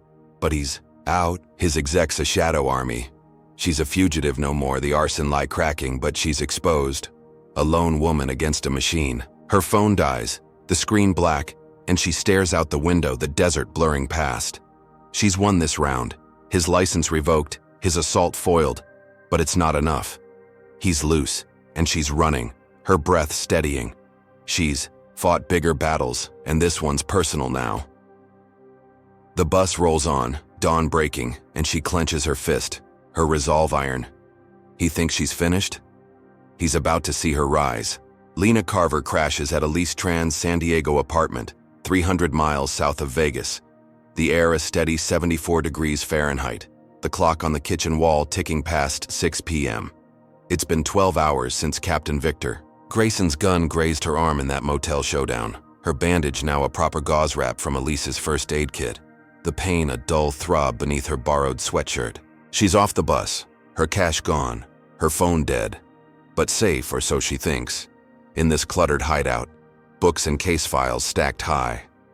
Elise, her scrappy ex-cop lawyer, brews coffee, her short hair damp from a shower, her eyes sharp, despite the long day. Lena's Vegas win, Grayson's license revoked, his emails to Ray exposing the arson, has the FAA buzzing, and she sent them everything via Elise's laptop. Proof of his attack, his threats, his negligence on Flight 819. She's beaten him again, or believes she has. Her breath steadying as the coffee's aroma fills the room. Elise slides a mug over, her voice low. FAA's auditing American Airlines now. Your stuff's gold. Lena nods, sipping the brew, her arm stiff, but her mind racing. Grayson's out on bail, airline execs shielding him, but her evidence is a battering ram, cracking their wall. She's got Claire's article, Jamal's dirt on his crash cover-ups, Tara's mid-flight testimony, and now this, a direct line to his crimes. The FAA's call comes at 7 p.m., a gruff official named Torres. We're pulling flight logs, Grayson's done, and the airline's next. Lena's reinstated, her suspension lifted, a lifeline snapped back into place. She exhales, her shoulders easing, the weight of days, LAX detention, the lawsuit, the arson, slipping off. She's testifying tomorrow. A video link from Elise's setup, and she's ready. Her notes spread across the table, her resolve ironclad. The testimony hits at 9 a.m. Lena on screen, her voice steady, her sweatshirt swapped for a crisp, blouse Elise dug up. Torres and 3 suits listen, their faces stern, as she lays it out. Grayson's racism on the flight, the wing failure he ignored, the shove, the wrench plant, the lawsuit, the break-in, the arson, the Vegas attack. She uploads the emails, raise orders, Jamal's files, a mountain of proof no one can dodge. He's not just a pilot, she says. He's a cog in a machine, execs covering his mess. Torres nods, his pen tapping, and by 10:30, it's over. The FAA promising action. At noon, the news breaks. American Airlines fined $10 million. Execs linked to Grayson scrambling, their PR in flames. Lena's back, her name cleared, her career soaring, and she sinks into Elise's couch, a rare smile tugging her lips. She's won, big, or thinks she has. She's wrong. The execs aren't folding, they're fighting, and Grayson's their spear. By 8 p.m., San Diego's dusk settles, 70 degrees Fahrenheit outside. The apartment quiet save for Elise's. TV humming local news. Lena's dozing, her arm bandaged tight when the execs strike. They've hired a hitman, a wiry guy named Vance, ex-military with a silenced blade, framing it as a random mugging. He slips into the alley behind Elise's building, his boots silent on the pavement, spotting Lena through the kitchen window as she grabs water. Elise is in the shower, the hum masking his approach, and he moves, jimmying the back door with a flick of his knife, the lock popping soft. Lena's at the sink, her back to him when he lunges, the blade flashing, sinking into her side, a hot, searing pain exploding through her ribs. She screams, dropping the glass, shattering on the tile, and twists, her good arm swinging a wild punch. It clips his jaw, staggering him, and she stumbles back, blood soaking her sweatshirt, her vision blurring. Vance recovers, his eyes cold, and swings again, the knife slicing air as she ducks, crashing into the table, papers flying. Elise bursts from the bathroom, towel-clad, a baseball bat in hand, yelling, "Get off her!" She swings, cracking Vance's shoulder, and he grunts, bolting out the door as fast as he came. Lena collapses, her side gushing, her breath shallow, and Elise drops the bat, dialing 911, her hands pressing the wound. "Stay with me," she pleads, her voice breaking, and Lena nods, fading, the room spinning. A passerby, a kid, on a skateboard hears the commotion, calling for help, and sirens wail, closing in. She's alive, barely, rushed to UC San Diego Medical Center. The ER a blur of white coats and beeping machines, the air chilled to 68 degrees Fahrenheit. Surgeons stitch her up, a 6-inch gash missing her kidney by an inch, her blood, loss critical but stemmed. She wakes at midnight, groggy, an IV in her arm. Elise at her bedside, her face pale. "He's gone," Elise says. "Cops lost him." Lena's throat's dry, her side afire, but her mind clicks. "Grayson's execs," she croaks. They're scared. The TV flickers, a breaking story. Grayson vanished, skipped bail. Her win, the fine, the audit, has spooked them, pushed them to kill, and he's fled, a ghost in the wind. She's alive, victorious, but exposed. They hit a warning she can't ignore. Elise grips her hand, her knuckles white. FAA's got your back, airlines reeling, but this? She shakes her head, fear in her eyes. Lena stares at the ceiling, the antiseptic sting in her nose, her breath steadying. She's toppled their corruption, $10 million bleeding. From their coffers, her reinstatement a slap to their face, but they've hit back. A blade in her gut. She's got no proof it's them, just a hunch. And Grayson's gone, his strings pulled from shadows. Her phone's dead, her cash nil, but she's got Elise, Jamal, Claire, a network holding her up. The fine's a win, the audit's a hammer, but this attack's a war cry, and she's the target, stitched up but unbroken. In Vegas, Grayson holes up in a seedy motel, 200 miles north, the air at 76 degrees Fahrenheit. His temple bruised from Lena's gun butt, his wrist swollen. He's off bail, exec's cash greasing his escape, a burner phone his link to Holt. She's alive, Holt texts. Hitman botched it. Grayson curses, hurling the phone, his rage a furnace. His license is dust, the airline's fined. His career's rubble and Lena's still breathing, her testimony a noose he can't slip. The execs are spooked, their cover-up cracking, but they've got his back, their money his lifeline. He's a fugitive, hunted, but he's not done, plotting from the dark, blind to her resilience, her next strike brewing. The motel's neon buzzes, dawn hours away, and he paces, his snarl a promise of more. Lena lies in the hospital bed, her side stitched, her arm bandaged, the monitor beeping steady. She's one big, the airline's bleeding, Grayson's vanished, but the hit's a scar, a reminder they'll kill to silence her. Elise dozes in a chair, her bat by the door, and Lena stares out the window. San Diego's lights faint beyond the glass. She's toppled a giant $10 million a wound they can't heal, but they've drawn blood, her blood, and he's loose. She's got no safe house, no cash, but her mind's a steel trap, plotting. She's fought worse, survived worse, and this won't break her. The night stretches, her breath slow, and she clenches her fist, her resolve iron. They think she's down? She's just getting started. Lena Carver lies in a guarded hospital room at UC San Diego Medical Center, the air chilled to 68 degrees Fahrenheit, the clock on the wall ticking past 1 a.m. It's been 24 hours since the hitman's knife sank into her. Side, a 6-inch gash stitched tight, her grazed arm rebandaged, her body a map of pain from Captain Victor Grayson's war. The room's stark white walls and beeping monitors her cage, a uniformed cop outside the door, his radio crackling low. Her sweatshirt's gone, replaced by a thin gown, her breath shallow but steady. Elise Tran dozing in a chair, her baseball bat propped nearby. The TV hums muted, flashing her victory. Grayson's a pariah, his license revoked. American Airlines fined $10 million. Her name trending on X as a hero. The FAA's offered her a promotion, lead auditor, a call. From Torres at noon sealing it. She's beaten him or thinks she has, her eyes heavy, a weak smile tugging her lips as sleep pulls her under. She's wrong. Grayson's not done, not while he breathes. He's a fugitive, 200 miles north in Vegas, bailed by execs, but he's slipped their leash, his rage a wildfire.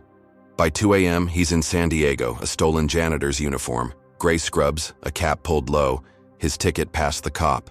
He's shaved his stubble, a crude disguise, his bruised temple throbbing from her Vegas blow, his wrist swollen but ignored.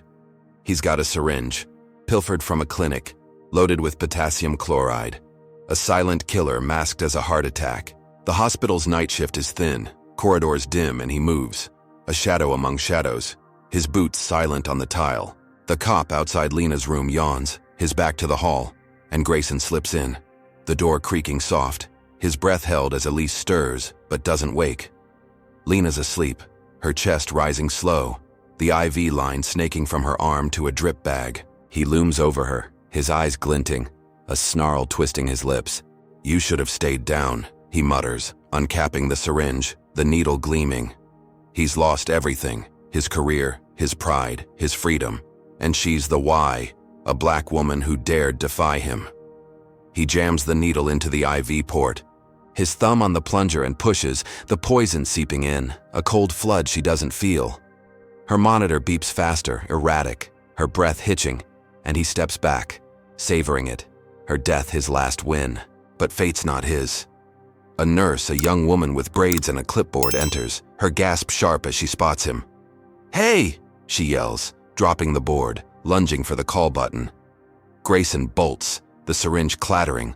The nurses shout, waking Elise, who leaps up, bat in hand, yelling, "Lena!" The cop bursts in, gun drawn, as Grayson shoves past, sprinting down the hall, alarms blaring. Lena flatlines, the monitor a piercing wail, her body seizing, foam at her lips. Elise screams, "Help her!" and the nurse hits the crash cart, doctors flooding in, a chaos of white coats and defibrillators. They rip the IV, pump epinephrine, shock her chest. 3 agonizing minutes of flat nothing. Grayson's gone, lost in the maze of corridors. The cop chasing, but too slow. Lena's heart kicks, a weak blip, then steady. The doc's exhaling. She's back. Elise collapses, tears streaking, her bat useless now. And Lena's alive, barely, her eyes fluttering open, dazed, the poison's edge dulled. By 3 a.m., the hospital's locked down, cops swarming. But Grayson slipped out, a ghost in the night. Lena's stable, her vitals creeping up, her side aching, her arm numb. The TV flickers, unmuted now, a reporter's voice cutting through. Grayson caught, life in prison. Cops nabbed him 2 blocks away, a patrol spotting his stolen scrubs. His fight gone, cuffed and snarling in a squad car. Lena smiles, faint but real, her breath ragged. He's down, finally, a life sentence locking him away, his exec's cash useless now. She's won, her body broken but her spirit whole, the promotion hers, the airline bleeding, Grayson's rain dust. She closes her eyes, relief washing over, thinking it's over, the war ended with his cage. She's wrong again. At 3:30 a.m., a brick smashes through her hospital window, glass raining, the cop outside yelling, "What the hell?" Lena jolts, pain flaring, Elise diving for cover, the shards slicing her arm. A note's tied to it, scrawled in black ink, "You'll pay." The cop grabs it, radioing backup, his face pale, but the thrower's gone, a shadow in the dark. Lena stares, her heart pounding, the wind souring fast. Grayson's locked up, but this isn't him. It's someone else, his network, his allies striking from the void. Her victory's a target, her life still a battlefield, and she's trapped, stitched and weak, no shield, but her will. Elise grabs the note, her hands shaking, reading it aloud, her voice tight.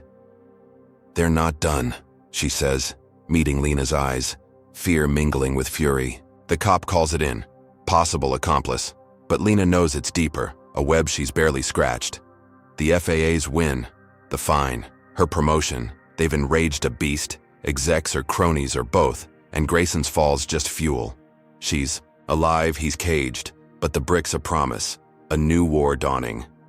Nurses rush in, sweeping glass, upping her guard, but she's exposed, her breath shallow, her mind racing. She's got no phone, no cash, just Elise and a bat, and the enemy's faceless, relentless. In LA, Grayson sits in a cell, 250 miles north, the air at 70 degrees Fahrenheit, his wrists cuffed, his temple a dull ache. He's caught, life stretching ahead in bars, his exec silent, his fight snuffed. He grins though, a twisted thing, knowing the brick's flown, his brother, a cop named Paul, stepping up. Paul's loyal, bitter and free, a shadow Grayson's primed from jail. The execs are quiet, but Paul's not. The note his vow, Lena's win a taunt he'll answer. Grayson's down, his gun and syringe failures, but he's planted a seed, blind to her grit, her next stand brewing. The cell's cold, dawn creeping, and he leans back, smug, the game alive. Lena lies still, glass glinting around her, the monitor steady, her side afire, her arm numb. The cop paces, Elise grips the bat, and she stares at the note. "You'll pay," a chill sinking in. She's beaten Grayson, his career ashes, his freedom gone, but this brick's a curveball, a new player in his shadow. She's got the FAA, Elise, Jamal, Claire, a lifeline holding, but she's weak. Her body a wreck, her safety a lie. The hospital hums, nurses whispering, and she clenches her fist, her jaw tight. She's won this round. Grayson's caged, but the war's not over, a fresh blade looming. She's fought hell, survived hell, and this won't break her. The night drags, San Diego's lights faint, and she's ready, or thinks she is, for the next hit. Lena Carver sits in a safe house in Portland, Oregon, 500 miles north of San Diego. The air a crisp 66 degrees Fahrenheit, the clock on the wall ticking past 7 p.m. It's been a week since Captain Victor Grayson's poison failed in her hospital room, her stitched side still tender, her grazed arm healing under a fresh bandage, her body a testament to survival. The safe house, a squat cabin tucked in pine woods, hums with FAA protection, 2 agents outside, their radios crackling low.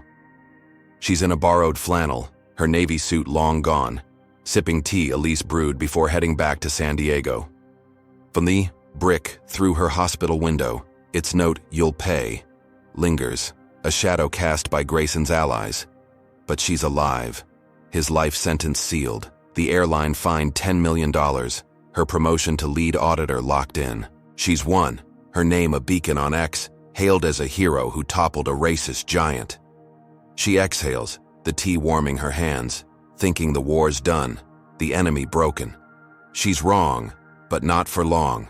The bricks traced by 9 p.m., FBI stepping in, a wiry agent named Kessler briefing her via video link. "Prints match Paul Grayson," he says, his voice clipped. "Victor's brother, a cop in LA." Lena's pulse quickens, her tea cooling untouched.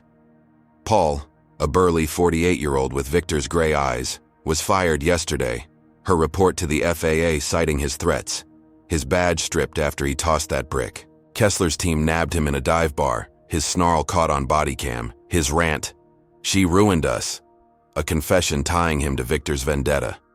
The execs are silent, their cover-up gutted by the $10 million fine, and Paul's arrest dismantles Victor's last line, his network crumbling. Lena's report, her testimony, her survival, they've shredded it all, and she leans back, the cabin's wood creaking, her smile faint, but real. She's beaten them, a clean sweep, or so she believes. By 10 p.m., the news hits, TV blaring. In the safe house, Grayson's brother fired, arrested, FAA hero prevails. X erupts, Lena wins trending, her 50,000 followers swelling to 70, her inbox flooded with praise from pilots, engineers, strangers. Torres calls at 10:30, his gruff voice warm. "You're spearheading reforms, Carver, new safety. Protocols, bias training, your task force starts Monday." She's lauded, her MIT brain now a weapon to reshape aviation. Her fight from Flight 8119 a spark that's burned the old guard down.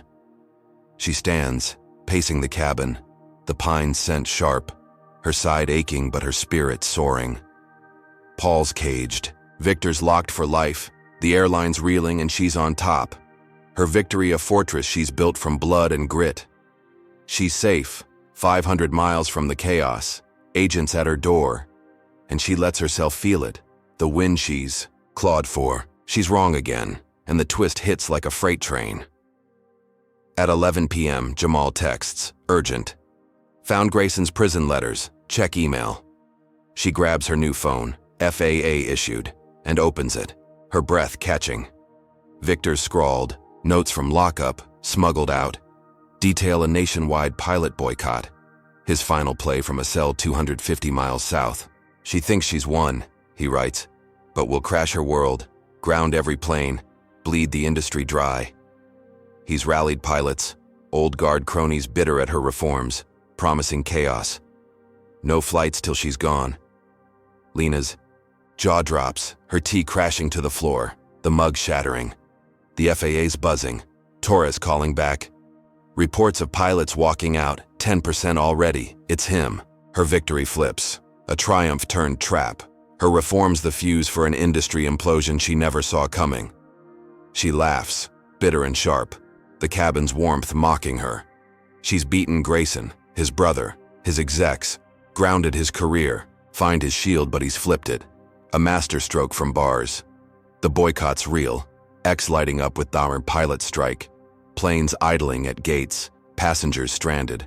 Her name cursed by some, praised by others. She's safe, agents outside. But the war's not over, it's morphed. A beast she's birthed by winning. Her promotion's a crown, her task force a sword. But this chaos is her shadow. Grayson's last laugh echoing from his cell. She sinks onto the couch, her side throbbing, her mind a steel trap. 10%'s a spark. It could grow, cripple. The skies and she's the why. A black woman who dared rise now blamed for the fall. Elise calls at midnight, her voice tense from San Diego, 300 miles south. The air there 72 degrees Fahrenheit. Heard about the boycott, she says. You okay? Lena nods, though Elise can't see.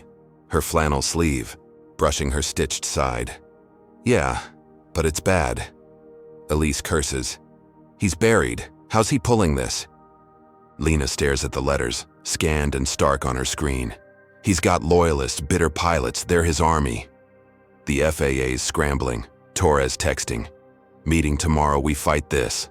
She's got no cash, no old phone, just this safe house and her will, but she's not alone. Jamal, Claire, Elise, Torres, a net holding her up.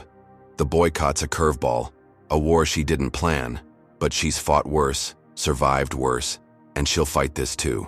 In LA, Grayson sits in his cell, 250 miles south. The air at 70 degrees Fahrenheit. His wrists cuffed, his temple a dull ache. He's caged, life stretching in concrete. Paul's arrest a sting, but his grin's back, twisted and smug. The letters worked, his pilot pals striking, 10% and climbing. The industry he loved bleeding because of her. He's lost everything, his wings, his freedom. But this feels good, a chaos she can't outfly. The execs are quiet. Paul's down, but his old guard's alive, bitter at her reforms, her rise, and he's their voice. Blind to her fire, her next stand. The cell's dim, dawn far off, and he leans back, savoring the storm. A king in chains. Lena stands, the cabin's floor cold, her tea a puddle amid shards. She's got the FAA, her task force, her name a shield, but the boycott's a beast. Grayson's ghost haunting her win. She's beaten his network, Paul's badge gone, Victor's life locked, the airline fined. But this twist's a gut punch, her triumph a double-edged sword. She paces, her flannel swaying, her side a dull fire, and calls Torres back, her voice steady. I'm in, we stop this. He grunts. Good, you're the fix. She's on top, lead auditor, but trapped. A new war dawning. Pilots grounding planes she's sworn to protect. Her phone glows, X a war zone, and she clenches her fist, her jaw tight. She's won, but it's not over. A fight she'll wage from the peak. The night drags, Portland's pines whispering outside, the agent's radio's a low hum. She's got no safe house beyond this, no cash, but her mind's a weapon, her allies a fortress. The boycott's 10%, a spark that could blaze, and she's the target, her reform's the fuel. She's beaten Grayson, his brother, his execs, but he's flipped her win into chaos, a parting shot from his cage. She sits, her tea gone, her eyes hard, and laughs again, low and fierce. He thinks she'll fall. She's risen from worse. LAX, the lawsuit, the fire, the knife, the poison. And this won't break her. She's lead auditor, a force. And she'll fight this beast, her victory a battleground she'll hold. The dawn looms, Oregon's woods dark, and she's ready, forever changed, for the war ahead. Lena Carver's harrowing journey in this story unveils profound lessons about resilience, systemic bias, and the cost of standing up to injustice. First, her relentless fight against Captain Victor Grayson's racism teaches us that courage isn't the absence of fear, but action despite it. Lena faced verbal assaults, physical attacks, and a rigged system, yet she never folded, proving that one voice can topple giants when armed with truth. Her MIT-honed intellect and FAA clout turned a seat dispute into a career-ending reckoning, showing how expertise can dismantle prejudice when wielded boldly. Second, the story exposes the ugly layers of institutional protection. Grayson's allies, execs, cops, even pilots, shielded him, revealing how deeply racism can root in power structures. Lena's victory, a $10 million fine, and Grayson's life sentence underscores that accountability demands persistence, not just outrage. Her near-death escapes from arson to a hospital poisoning highlight the personal toll of challenging such systems, a sobering reminder that justice often comes at a steep price. Finally, the twist, Grayson's boycott from prison, teaches us that victories are rarely final. Lena's triumph sparked a new war, a pilot strike threatening the skies she fought to save, showing how entrenched foes can strike back even when caged. It's a call to stay vigilant, to see beyond the win, to the next battle. What can we take from Lena's saga? Stand firm, wield your strengths, and brace for the fallout. So, what do you think? Could you face a Grayson in your life? Comment below, hit like if Lena's grit inspires you, subscribe for more tales of defiance, and share to spark this convo. Thanks for joining this wild ride. Here's to fearless spirits and skies free of bias.